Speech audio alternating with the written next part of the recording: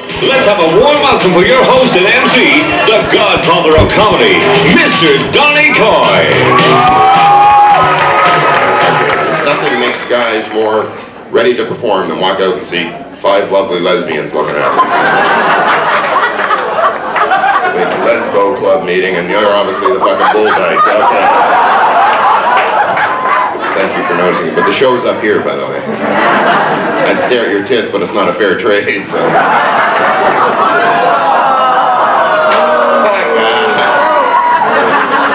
So I'll tell you a little bit more about myself. I'm half Italian, half Irish, means I like to start a fight and let somebody else finish it.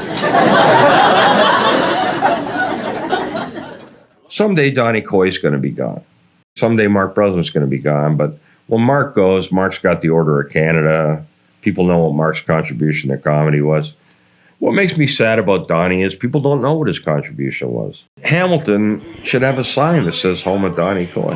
And what he and his wonderful wife Lydia built, when the Royal Connaught was a piece of shit, that club was there bringing people together in that town. I was born and raised in Hamilton, grew up in my teen years, West Mountain.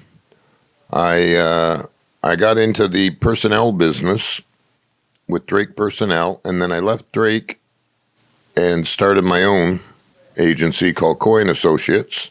And then I got involved in the Ponzi scheme, the $5,000 buy-in. I was the only one that made the 50 grand. Everybody else didn't. We got busted in Burlington. So I turned myself in to the police station, wound up going through the bum check and everything else at Barton Street Jail. They put me in a room, and this is where I didn't even realize I was a comedian, but it started that night. About 2:30 in the morning, the jail guard comes. He goes, do you know how to play euchre? And I went, yeah. He goes, well, the one guy didn't show up for a shift tonight. He goes, we could use a fourth for euchre. You want to be my partner? I went, sure. I go, I got no money. He goes, no, we don't play for money. So I go in. He goes, you know what? We'll play for, they used to hand you, they didn't give you actual cigarettes, but they give you a rolly cigarette, like the little bags of tobacco. So that was about, I guess, 2 or 3 in the morning. At 4 in the morning, I had 5 packages of rolly tobacco. I'll never forget the cop said to me, so what are you in here for anyways, Coy? And I went, gambling. I go, is this part of my rehabilitation? Look at this. I'm sweating hotter than a Nuthi priest about to meet the boy's parents for the first time. Yes, come in, Mr. and Mrs. Murphy. I want to talk about your son's march. No, not those ones, the other ones. My very first venture into comedy was went to see Ronnie Hawkins and the Hawks. I got in underage. I went up to the bartender and I said, when the band takes a break, can I get up and do some comedy? Like, ballsy, you know, I thought I'd give it a shot. Some guy was there, some rich lawyer, I think his name was Roger Yuketi from Hamilton, and he was there with some lady. She was a very attractive lady, wasn't a hooker or anything. And I just assumed it was his wife. And I said, is this your wife? And he goes, no. I go, are you married? He goes, yeah. And the whole crowd goes, ooh, you know. So I just had fun with them for about 10 minutes. And then I stopped. The band came back. And then I went to leave, and the bartender says, Ronnie Hawkins bought you a beer. He wants you to stick around. He wants to talk to you. So it was basically Ronnie Hawkins gave me my first real break, because he had me come back for the next 2 nights that they were there.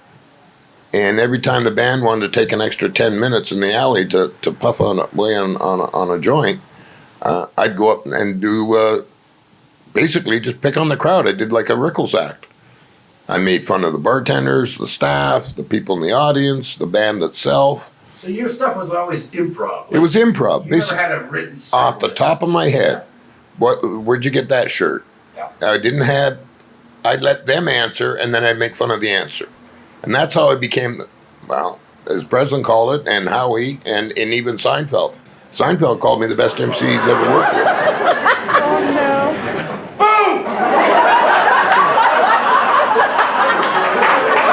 You know, that's why Scotsmen wear kilts, don't you? That way the sheep can't hear the zipper when they're coming. to Louis Robus, who used to own the Granada restaurant. And I said, can I do an amateur night in there on a Wednesday night? Louis said, yeah, okay. We'll take the door. I don't know, 10% of the bar sales, after taxes. He goes, that sounds fair. I just put an ad in the Spectator. They sent a guy down. I thought I needed a hat. I don't know why. We were the whole page. And I said to Louis, we should cash in. So we did a Friday show and a Saturday show. And there was a lineup down at the post office. We were a hit. We were standing room only, sold out for at least 3 weeks in a row. I see in the newspaper, Breslin's doing a show at the Capri restaurant. Howie Mandel, Mike McDonald, and Larry Horowitz, and Mark's emceeing it. And I said, we're out of business. They're knowing names. So we went to Toronto. We stood outside of Yuk Yuks. First we asked Ron Vaudry, and we asked David Merry. And of course, in those days, Breslin controlled everything. And they said, I work for you. I'll never work here again. I might as well quit doing comedy. And they said, you know what, though? There's a guy that Breslin won't let in here for some stupid reason who's funny. And he's an old vaudeville guy that used to work the strip joints. Stewardess came over and said, there's no smoking on the plane. I said, I'm not smoking. Said, you have a cigarette in your hand. There's a condom in my wallet, but I'm not going to sleep with you.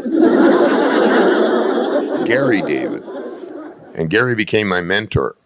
So Gary brought Frenchy McFarlane and Wayne Fleming, a cast of misfits that were absolutely hilarious. And we blew Yuckers out of the water. They lasted 2 weeks at the Capri, and the Capri kicked them out because even the people that couldn't get into our show weren't going to theirs. Breslin phoned and said he wanted a meeting. He would put up 10 grand. We would pay back so much a month until the 10 grand was paid back, and then it was 50-50. I'll do the stand-up.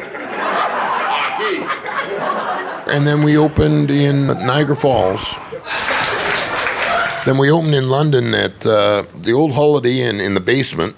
We were famous for basements. Rooms that nobody else wanted were perfect for us because they're like old banquet rooms. They held about 180 to 200 people, which is all we wanted for a show anyway. Yeah. They were easy to light. They were easy to furnish. You could use the cheapest seats and tables, a couple of spotlights and a sound system, and we were to go. In this area, I became the #1 mentor. In Toronto, it was Breslin and Horowitz. Out west, when Bill Robinson opened clubs, it was Jeb Fink.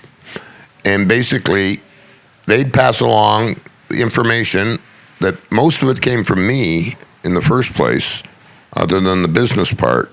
That came from Mark. I used to say to Breslin, perfect show is an hour, 30 minutes. He goes, no, it's an hour 24, believe it or not. He goes, we've studied it. An hour 24. Always leave them wanting that little bit more that they'll come back quicker than they would have if they'd seen the whole thing. And it's called show business. It's not show time, it's show business. You're always very supportive. Well, you were a funny guy. I only supported the funny ones. But I knew if they worked at it and they took not just my advice, but basically the advice from their fellow comics, and most of them did make it. A few of them didn't. I'm not going to name them. The one who really should have bombed, and thank God he had the staying power, was Manolis Santonis. Lydia wanted to fire Manolis more times than enough. She goes, you're just using him to drive you to gigs so that you can drink and you don't have to drive. And I went, yeah, but he's funny. She goes, no, he's not. He bombs every time. I go, he'll get funny, trust me. And I worked with, I almost took Manolis like a young kid out to the shed a few times and going, what the fuck were you doing out there tonight? That's not even your act. You were stumbling all over. You were spitting out words you didn't even know the meaning of. My famous one, a couple of them with Manolis is, he's a smart dude, but he's very illiterate. And I guess because, he spoke Greek till he was like 8 or 10. And he probably took it up the ass that many times. But anyways, my favorite ever of Manolis is he goes, how do you spell one? And I went, what? He goes, one, like the number, not you won the game. And I went, I could really fuck you up right now and tell you it's WON, but I was honest with him. I said, it's ONE. He goes, thanks. Breslin was old school, like Mitzi, sure, don't pay the comics. And I went, well, that's great, but you know what? we'll get our stars to open for big stars. Jerry Seinfeld, Gilbert Gottfried, Sam Kinison was the best ever. Sam screwed every waitress we had, got them all coked up, and then had threesomes, and I got to watch like half of them. What's with the picture with you and John Travolta? Those are the days when John Travolta liked to give MCs a massage. No, I'm kidding. He was shooting a movie called The Burglar or whatever it was with Rick Dukeman. Remember Rick Dukeman? He was a comic out of BC. He'd bring a bunch of the crew and everything into the shows on Thursday, Friday, and Saturday. So on the Saturday night, he said, don't tell anybody, but John Travolta's going to show up, but he doesn't want anybody to know he's here. And of course, you know me. I went, apparently, hey, Rick, is it true that there's a guy that does a great impression? He goes, yeah, the guy that drives the lunch truck. He does a John Travolta impression. I said, well, let's get him up here. And he came on stage. And once he hit the lights on stage, everybody knew. And I said, welcome to Yuk Yuks. Welcome to Niagara Falls. I go, you ready to tell a few jokes? He goes, I don't tell any jokes. I don't know any jokes. I go, well, no, you don't understand. You're on stage. You got to tell a joke. He goes, I don't know any jokes. I go, well, then do this. So I made him do this. And he did it. And the place went crazy. But we opened in Buffalo. And that was a real success on Hurdle Avenue. And that's where I met the love of my life, and I should have married her. And I found out she died at 39. It was the Diet 7-Up girl. I don't know if you remember those commercials from the 80s. And she came in on the Saturday night. She came back on the Sunday. She was standing at the end of the bar. And from the stage, you know when somebody's really looking at you. She wasn't laughing. She was just like really studying me. And I got off, she walked over, and she introduced herself. She goes, my name's Bridget Miller, and I think you're one of the funniest, most handsome men I've ever seen in my life. And we had sex that Tuesday. I didn't come home for 2 weeks. And I almost did what the old guy at Hannerhands did. He took off with one of the waitresses at Niagara Falls for a weekend. This is a true story. And the police, Hamilton Police Department, issued it. It was on Channel 11 News.